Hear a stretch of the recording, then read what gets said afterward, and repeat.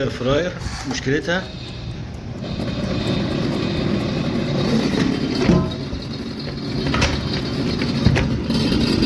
صوت مزعج جدا في الموتور.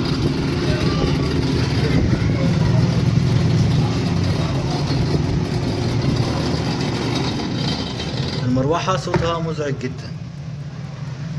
اول حاجة نشوفها بس لو معوجة او سليمة او فيها مشكلة، بعدين نبدأ نفكها. استنى ما يبرد. شيل الجزء ده.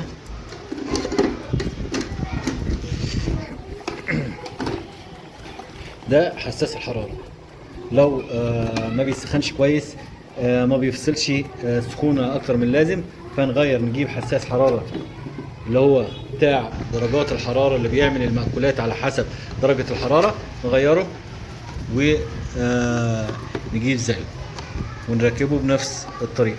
طبعا هو بيبقى ليه مسامير هنا،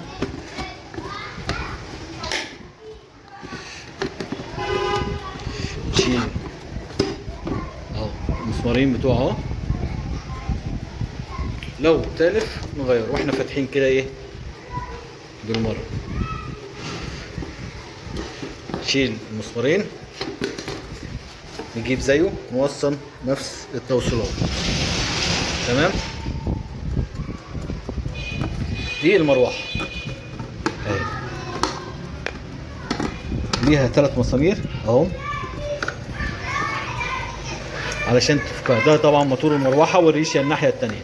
غالبا بيكون الجلب دي لو الصوت عالي والريشة سليمة ما فيهاش مشكلة، فبيكون الجلب دي هي اللي محتاجة تغيير. لكن الافضل تغيير الموتور بالكامل، علشان هيكون صعب فك الجلب، وصعب تغيير، صعب اننا نلاقي جلب اصلية زيه. فهو ده الموتور.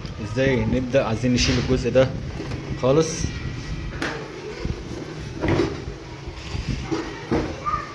اهو احنا فكينا طبعا المسامير اللي ماسكاه وشلناه.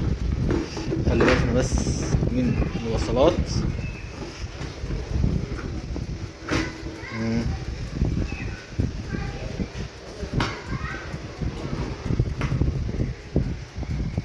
ده